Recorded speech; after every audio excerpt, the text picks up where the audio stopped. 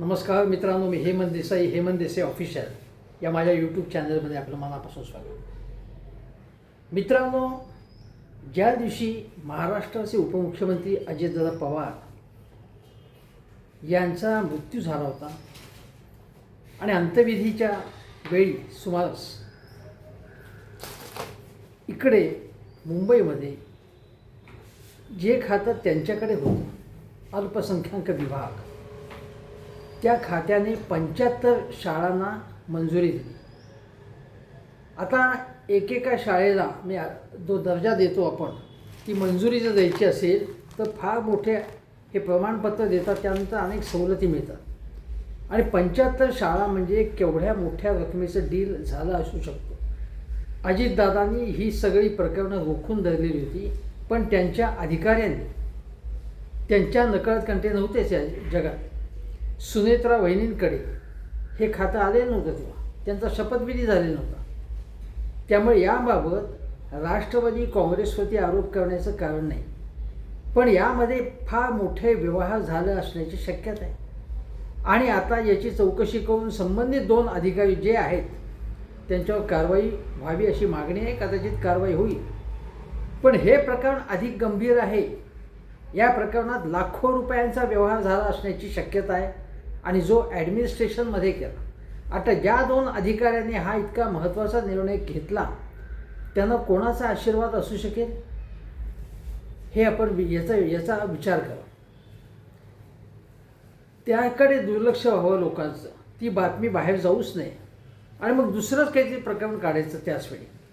आणि अशावेळी राष्ट्रवादी काँग्रेसचे नेते यावर उपसभापती देखील राहिलेले आहेत, नरहरी झिरवळ, जे अजितदादा गटाचेच आहेत, अजितदादांच्याच पक्षाचे आहेत, आणि त्या झिरवळ ज्यांच्याकडे अन्न आणि औषध हे खातं आहे, त्या विभागामधल्या एका लिपिकाने, एका कारकुनाने भ्रष्टाचार केला आणि म्हणून त्याला अटक झाली. त्यावेळी झिरवळ असं म्हणाले की याच्यामध्ये जर माझा संबंध असेल तर मी राजीनामा देईन. आज त्यांनी पत्रकार परिषद घेऊन सांगितलं की मी याच्याशी आपला काही कसा संबंध नाही आहे प्रत्यक्षामध्ये. एक अशी शक्यता आहे की झिरवळ यांच्याच विभागातील एका अधिकाऱ्याच्या निर्देशांवरून हे होऊ शकतं. हे झालंही असेल, याची चौकशीमध्ये काय असेल ते समोर येईल. त्या कारकुनाला अटक झालेली आहे, पण हे का घडलं? झिरवळ यांना प्रश्न विचारण्यात आला की मुख्यमंत्र्यांच्या निर्देशानुसार हे काही झालं असेल का? ते म्हणाले मला तसं वाटत नाही आणि माझं काम मुख्यमंत्र्यांना माहिती आहे, मुख्यमंत्र्यांचा माझ्यावर विश्वास आहे आणि माझ्यावर काही कारवाई होईल असं मला वाटत नाही. झिरवळ असं म्हणाले असले तरी ते असं कसं म्हणू शकतील की मुख्यमंत्र्यांच्याच निर्देशानुसार ही कारवाई झाली? त्यांना तत्क्षणी राजीनामा द्यावा लागेल. मुख्यमंत्र्यांवर माझा विश्वास आहे असं त्यांना म्हणावंच लागेल. प्रत्यक्षामध्ये त्यांच्या मनात मुख्यमंत्र्यांबद्दल विश्वास असण्याची शक्यता कमी आहे, हे आपण समजून घेतलं पाहिजे. मुख्यमंत्र्यांनी झिरवळ यांचा गेम केला का? कारण मुख्यमंत्र्यांचं कार्यालय 6व्या मजल्यावरती आहे, झिरवळ बसतात 2ऱ्या मजल्यावरती. अँटी करप्शन ब्युरोने ACBने ही कारवाई केली आणि ही कारवाई करण्यापूर्वी ACBचे अधिकारी झिरवळ यांच्या कार्यालयामध्ये 2दा येऊनही गेले होते काही दिवसांपूर्वी, अशी माहिती आहे. म्हणजे ते याची सगळी माहिती घेत होते आणि याच्यामध्ये झिरवळ यांची बदनामी व्हावी, झिरवळ यांनी राजीनामा द्यावा अशी व्यवस्था होत होती का, असा संशय घ्यायला झाला. आज राष्ट्रवादी काँग्रेसची बैठक झाली, त्यामध्ये उपमुख्यमंत्री सुनेत्रा पवार यांनी झिरवळ यांच्याबद्दल नाराजी व्यक्त केली अशी बातमी चॅनलवाल्यांनी चालवली. आता या बातम्या कशा बाहेर येतात, त्या बातम्या कोण सोडतं, कशा सोडतं हे आपल्याला माहिती आहे. सुनेत्रा वहिनींनी जर झिरवळ यांच्याबद्दल नाराजी व्यक्त केली असेल तर त्यांनी त्यांच्यावरती ॲक्शनही घ्यायला पाहिजे. कारण झिरवळ यांना काढण्याचा निर्णय, ही पद्धत अशी आहे या युतीच्या सरकारमध्ये, आघाडी सरकारमध्ये, की त्या पक्षाचा नेता, आता प्रमुख नेत्या सुनेत्रा पवार आहेत, तेव्हा झिरवळ यांच्याबद्दल त्या नाराज असतात तर त्यांनी त्यांची हकालपट्टी केली असती, मंत्रिपदावरून गचांडी दिली असती त्यांना. पण तसं त्यांनी केलेलं नाही. बघा, धनंजय मुंडेंच्या वेळीसुद्धा मुख्यमंत्री देवेंद्र फडणवीस सांगत होते की धनंजय मुंडे यांच्यावर कारवाई करण्याबाबतचा निर्णय हे अजितदादा घेतील. हे शेवटपर्यंत ते सांगत राहिले. शेवटी त्यांच्यावरती कारवाई झाली, पण अजितदादांनी विश्वासात घेऊन ती घेतली, कारवाई केली. मग झिरवळ यांच्यावरती कारवाई सुनेत्रा वहिनींनी केली नाही, पण बातमी मात्र सोडण्यात आली की त्यांना झापलं वगैरे. आता या पक्षामध्ये सुनेत्रा वहिनी या ज्याही नेत्या असल्या, त्याच प्रमुख असल्या आणि त्या राष्ट्रीय अध्यक्ष होणार आहेत अशी ही चर्चा आहे. सगळेजणांचं तसं मत एकमत आहे. परंतु अजितदादांच्या नंतर राष्ट्रवादी काँग्रेस पक्षाचे अध्यक्षपद प्रफुल्ल पटेल यांना हवं होतं किंवा सुनील तटकरेही त्याच्यावरती डोळा होता असं बोललं जातं. मुख्यतः प्रफुल्ल पटेल यांचं नाव घेतलं जातं. या दोघांना हा सगळा पक्ष आपल्या कब्जात हवा होता. याचं कारण, जर हा पक्ष आपल्या तावडीतनं सुटला तर पंचायत होऊ शकेल, कारण विलिनीकरणाची चर्चा सुरू होती. दोन पक्षांच्या विलिनीकरणाच्या मध्ये या पक्षाचं अध्यक्षपद जो एकत्र होणार होता, त्या पक्षाचं अध्यक्षपद अमोल कोल्हे यांच्याकडे जाणार होतं. सुप्रिया सुळे या केंद्रीय मंत्रिमंडळात जाणार होत्या. महाराष्ट्रामध्ये शशिकांत शिंदे, रोहित पवार यांची मंत्रिमंडळात निवड होण्याची शक्यता होती. असा सगळा प्लॅन होता आणि तो अजितदादांच्या संमतीने हा तयार झालेला होता. हे सगळ्यांना माहिती आहे. आणि अजितदादाच म्हणाले होते की त्यांचं वाक्य होतं एका भाषणात अलीकडे, आम्ही एकत्र आलो की काहींना वाटतं की आपल्याला किंमत कशी येणार, मग तुमच्यासाठी आम्ही आयुष्यभर भांडायचं का, अशा प्रकारचं वक्तव्य अजितदादांनी केलं होतं. ते कोणाला उद्देशून केलं होतं? कोणाला उद्देशून? अर्थातच प्रफुल्ल पटेल असतील, सुनील तटकरे असतील, त्यांच्या डोसून नावं घेतली होती.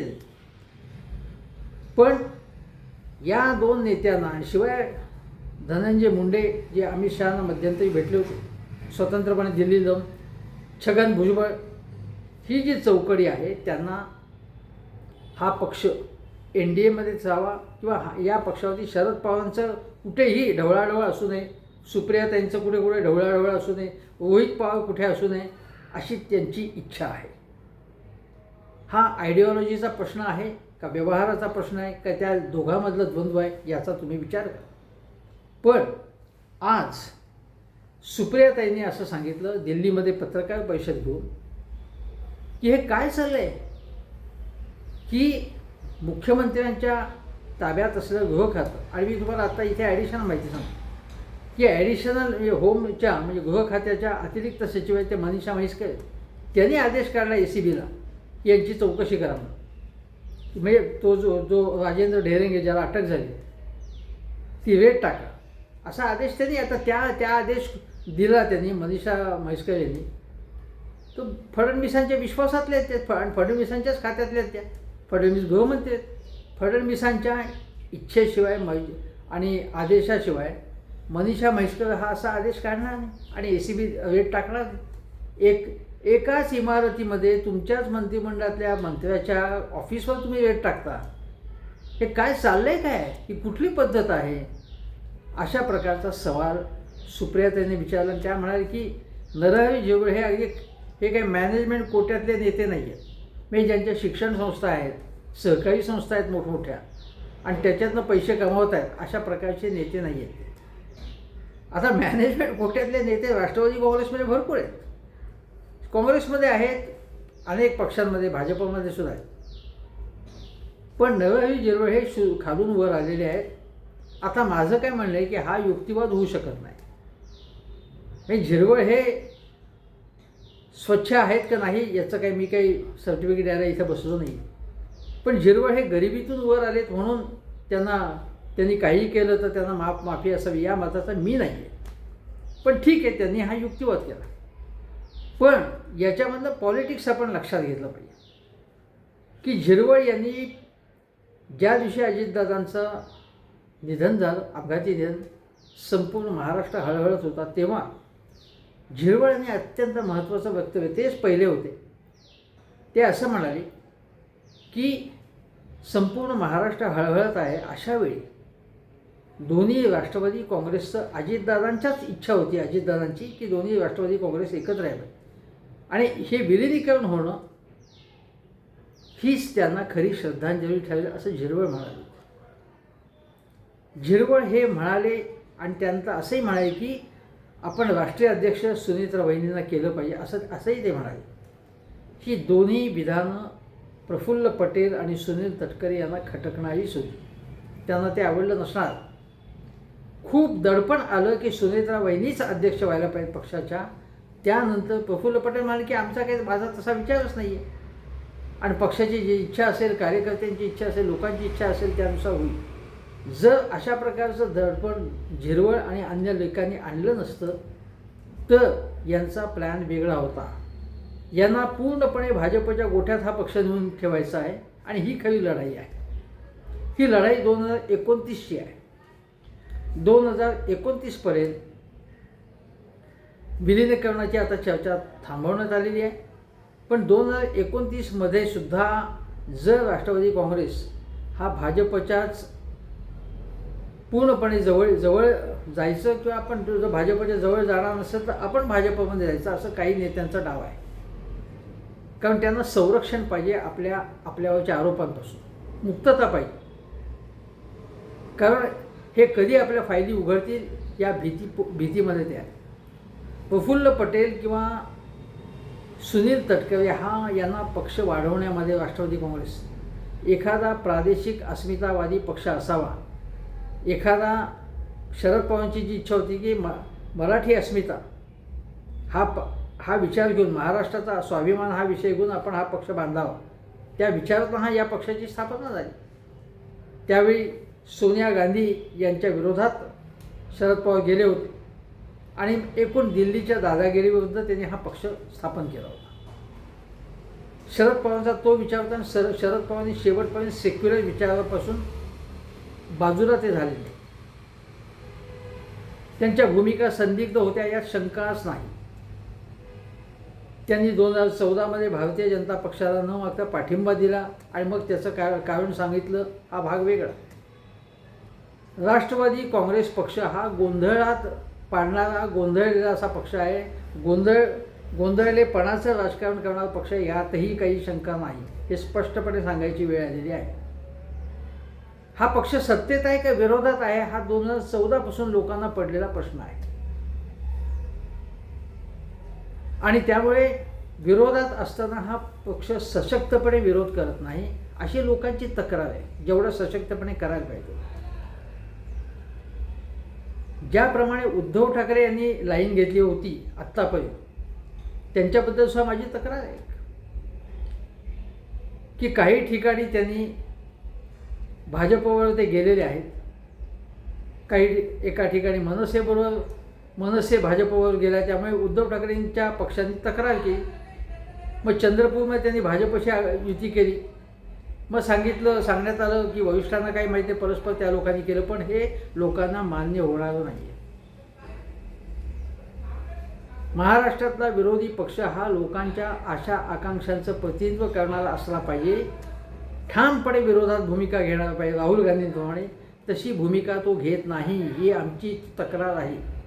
राष्ट्रवादी काँग्रेस असो, शरद पवारांचा किंवा उद्धव ठाकरेंचा पक्ष असो किंवा मनसे असो, हे स्पष्टपणे सांगायची वेळ आलेली आहे. आता आज रोहित पवार असं म्हणाले की राष्ट्रवादी काँग्रेस पक्षातल्या 35 आमदारांनी पक्षाच्या राष्ट्रीय अध्यक्ष म्हणून सुनेत्रा त्यांचं नाव सुचवलं. राष्ट्रवादीतले 32-33 संघटनांच्या प्रमुखांनीही सुनेत्रा त्यांच्याच बाजूने भूमिका मांडली आणि सुनेत्रा काकींच्या नावाला राष्ट्रीय अध्यक्ष म्हणून पाठिंबा देणारे 35 आमदार आणि अन्य पदाधिकाऱ्यांचे मी आभार मानतो. आमचाही त्यांना बाहेरून पाठिंबा आहे असं रोहित पवार म्हणाले. याचा अर्थ काय आहे की राष्ट्रवादी काँग्रेस, अजित पवार हा जो पक्ष आहे त्या पक्षातल्या अनेकांना असं वाटतं आहे की विलिनीकरण झालं पाहिजे आणि सुनेत्रा वहिनींना पाठिंबा देताना एक प्रकारे ते तटकरे आणि प्रफुल्ल पटेल, भुजबळ आणि धनंजय मुंडे यांची जी भूमिका आहे संशयास्पद, त्याच्या विरोधात आहे असं रोहित पवार सांगू पाहतात. याचा अर्थ हे 30 ते 35 जे आमदार आहेत ते शरद पवार यांच्या विचाराचे आहेत असं रोहित पवार सांगू पाहत आहेत. आणि दुसरी गोष्ट अशी की रोहित पवार एक काय म्हणतात गौप्यस्फोट केला. ते म्हणाले की सध्या दोन्ही राष्ट्रवादीची विलिनीकरणाची चर्चा थांबवली आहे, पण मला एका गोष्टीचं आश्चर्य वाटते की आमदारांना बैठकीला बोलवतात, एका रांगेत बसून सांगतात की विलिनीकरणाबाबत बोलू नका. म्हणजे आमदारांना दम दिला त्यांनी, असं रोहित पवारांनी आरोप केला की विलिनीकरणाचं काही बोलायचं नाही आणि आमच्यासाठी विलिनीकरणाचा विषय संपला आहे, पण अजितदादा असताना आमच्यात काय चर्चा झाली हे आम्हाला माहिती आहे, असं हे म्हणाले, रोहित पवार म्हणाले. दुसरी गोष्ट ते म्हणाले की अजितदादा गेल्यानंतर काही नेत्यांचं राष्ट्रवादीतलं महत्त्व टिकून राहावं यासाठी हे नेते मुद्दाम पवारसाहेब आणि सुप्रियाताईंना विरोध करत आहेत. विलिनीकरणाची चर्चा होत राहिली आणि आपण शरद पवार सुप्रिया सुळेंना विरोध केला तर आपलं महत्त्व टिकून राहील असं या नेत्यांना वाटत आहे. याचा अर्थ अजितदादा पवार यांच्याच पक्षामध्ये आता एक सुप्त संघर्ष सुरू झाला, तिथे 2 गट निर्माण झालेले आहे. आणि गंमत अशी की नरहरी झिरवळ असलेली हिरामण खोसकर म्हणाले की 30-35 लोकांचा सुनीता वहिनींना पाठिंबा आहे आणि त्यापैकी अनेकांना असं वाटतंय की सुनीताबाईंनी घाईघाईत हे उपमुख्यमंत्रीपद त्यांना घ्यायला लावलं, ते तटकरे आणि पटेल यांनी. हे बरोबर झालं नाही. हे थोडक्यात शरद पवार यांच्या पक्षाची जी भूमिका आहे, जी भावना आहे, तीच भावना अजितदादा पक्षांच्या 30 ते 35 म्हणजे बहुसंख्य आमदारांची आहे भावना. आणि ते थोडक्यात प्रफुल्ल पटेल आणि तटकरे वगैरे मंडळींच्या विरोधात आहेत असं एक प्रकारे रोहित पवार सुचवू पाहत आहेत. आणि सुप्रियाताई असतील किंवा रोहित पवार हे एक प्रकारे नरहरी झिरवळ यांना पाठिंबा देत आहेत, त्यांच्या भूमिकेचं समर्थन करत आहेत किंवा त्यांना संरक्षण देऊ पाहत आहेत. म्हणजे झिरवळ यांचा गेम करतो आहे कोणतरी. ज्याप्रमाणे अजितदादांचं निधन झालं तर भाजपने लगेच जाहिराती सुरू केल्या आणि त्यामध्ये म्हणजे एक प्रकार अजितदादांचा पक्ष हा आम्ही दत्तक घेतलेला पक्ष आहे असं दाखवू पाहत होते भाजपवाले. आणि ताबडतोब सुनेत्राताईंना उपमुख्यमंत्रीपदाची शपथ देण्यामागे भाजपचाच डाव होता. भाजपच्याच इच्छेनुरूप हे झालं. म्हणजे शरद पवार कुठेही मध्ये येताच कामा नये आमच्याकडे. इथे शरद पवार नाहीतर पक्ष ताब्यात घेतील, विलिनीकरण झालेला अशी भीती त्यांना वाटत होती. आणि त्यामुळे एक प्रकारे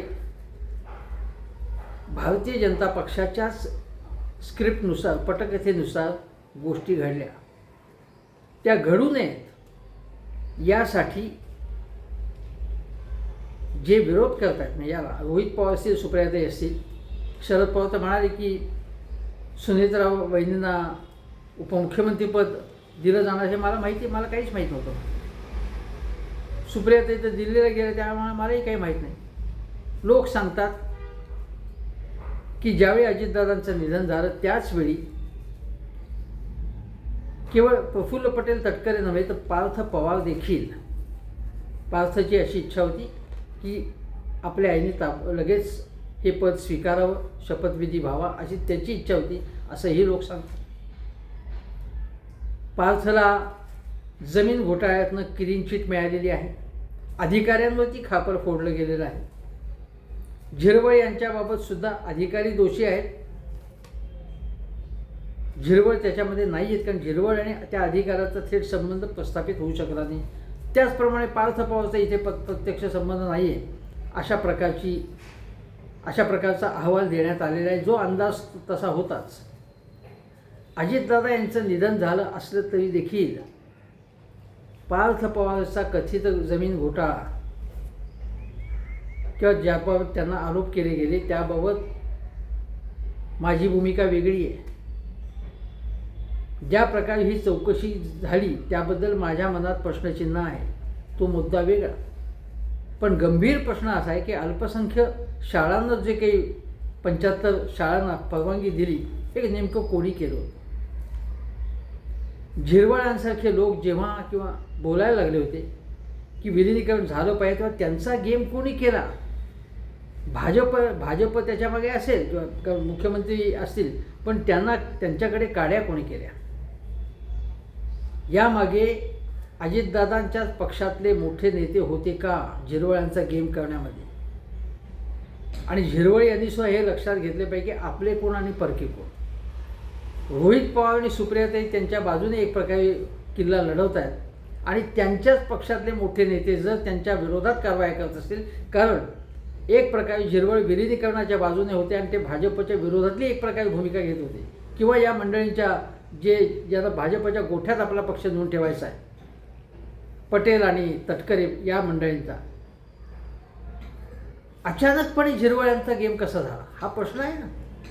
याचं राजकारणही समजून घेतलं पाहिजे. म्हणजे हे सगळं कोण घडवतं आहे? राष्ट्रवादी काँग्रेसचे नेते. आता 75 शाळांना परवानगी देणं, यामध्ये लाखो रुपयांचा व्यवहार झाला असेल आणि एका लिपिकाला अटक झाली. ते प्रकरण आहे ते तुलनेने छोटं आहे, ते गंभीर नाही असं म्हणत नाही, तुलनेने छोटं आहे ते. पण त्याच्याकडे अधिक लक्ष द्यावं आणि याच्याकडे दुर्लक्ष व्हावं अशी व्यवस्था कोण करत आहे? यामध्ये महाशक्ती अत्यंत पटाईत आहे की मूळ प्रश्न किंवा मूळ गंभीर जे प्रश्न असतात त्याच्याकडनं बाजूला लोकांचं लक्ष जाऊन दुसरीकडेच लक्ष वेधावं. यासाठी ते बरोबर नेमक्या वेळी या गोष्टी घडून आणतात. समजा मेट्रोचा पूल, आता समजा नाही, खरंच मेट्रोचा पूल पडून एका व्यक्तीचा मृत्यू झाला, ही अत्यंत गंभीर गोष्ट आहे. त्याबाबत मीडियाने किंवा लोकांनी लक्ष त्याच्याकडे जास्त जाऊ नये. मग लगेच टिपूचा मुद्दा काँग्रेसने कोलीत दिला होती, भाजपने मोठा केला. ज्यावेळी कृषी कायद्यांचा प्रश्न होता त्यावेळी सुद्धा एकदम दुसराच प्रश्न भाजपने अनेक प्रश्न उपस्थित केले. त्यावेळी आंदोलन मोठं चालू होतं शेतकऱ्यांचं तेव्हा. त्यामुळे भारतीय जनता पक्षाचं स्क्रिप्ट काय आहे ते आपण समजून घेतलं पाहिजे आणि त्यानुसार जे वागतील ती भाजपची प्यादी असतात. आणि भाजपची प्यादी कोण आहेत? राष्ट्रवादी काँग्रेस अजितदादा पवार गटातले हे आपल्याला माहिती आहे. आता मी तुम्हाला सांगतो की ज्याप्रमाणे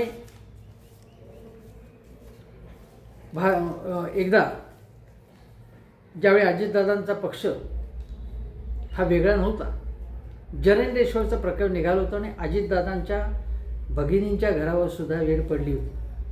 त्यामुळे अजितदादा दुखावले गेले होते, हळवे झाले होते. आपल्या कुटुंबाबद्दल जर काही कुटुंबाला कोणी टार्गेट करायचं, ते म्हणाले होते की मला टार्गेट करा, कुटुंबियांना कशा तुम्ही त्रास देत नाही. आणि मग ते अजितदादा तिकडे गेले. त्यावेळी शरद पवारने एक विधान केलं होतं की कुठलीही फाईल बंद होत नसते, पुन्हा ती काढली जाते.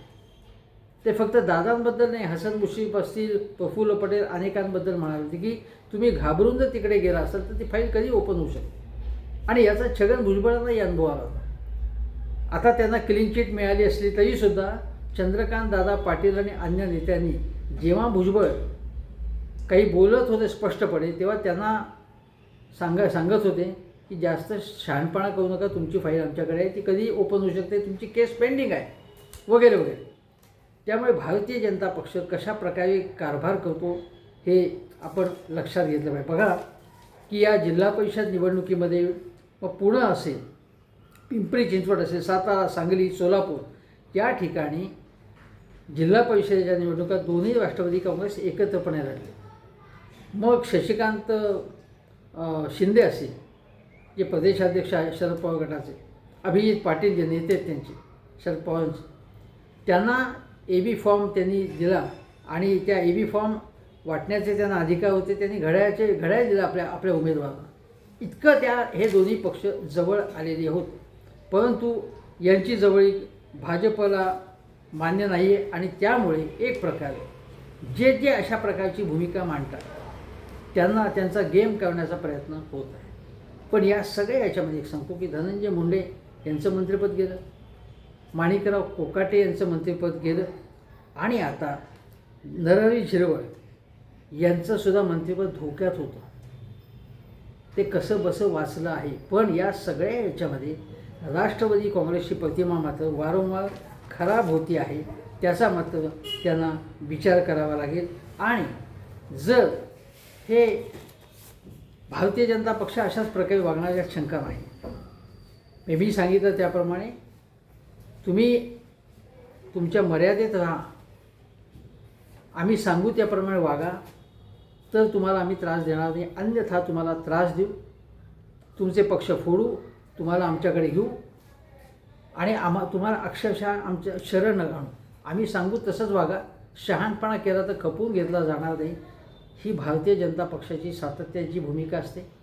आणि म्हणूनच नरहरी झिरवळ यांचा गेम केला गेला असू शकतो. आणि तो गेम केला जाण्यामध्ये त्यांच्याच पक्षाचे काही बडे नेते हे भाजपशी सामील होऊन त्या दोघांनी मिळून काही कटकारस्थान केलं असेल अशी शक्यता आहे. पण आता या दोन्ही पक्षाच्या म्हणजे विशेषतः अजितदादांच्या पक्षाच्या नेत्यांनी सावध राहिलं पाहिजे. आणि आता भारतीय जनता पक्ष काय करेल हे त्यांनी समजून घेऊन आपलं राजकारण चालू ठेवलं पाहिजे. परंतु जर त्यांच्या अजितदादांच्याच पक्षातल्या बहुसंख्य आमदारांचं मत असं असेल की विलिनीकरण हो न हो, आपल्याला भारतीय जनता पक्षापासून हळूहळू लांब जायचं आहे आणि 2029मध्ये आपला रस्ता विरोधातला असेल, स्वतंत्र असेल, शरद पवारने आपण एकत्र येऊन भारतीय जनता पक्षाविरुद्ध लढू असं जर त्यांना वाटणार असेल तर महाराष्ट्रामधल्या विरोधकांना बळ प्राप्त होईल. महाराष्ट्रात विरोधात स्पेस आहे. भाजपच्या दादागिरीविरुद्ध 2 हात केलेच पाहिजेत. आणि या नरहरी झिरवळ यांनी एकूण या कारवायांपासून सावध होऊन आपले मित्र हेच आपले शत्रू आहेत का याचा विचार केला पाहिजे. झिरवळ यांच्या सहकाऱ्यांनी सुद्धा तसा विचार केला पाहिजे असं मला वाटतं. तुर्तास इथेच थांबतो. हेमंत देसाई ऑफिशियल हा माझा यूट्यूब चॅनल जरूर बघा. आवडला तर व्हिडिओ शेअर करा. धन्यवाद.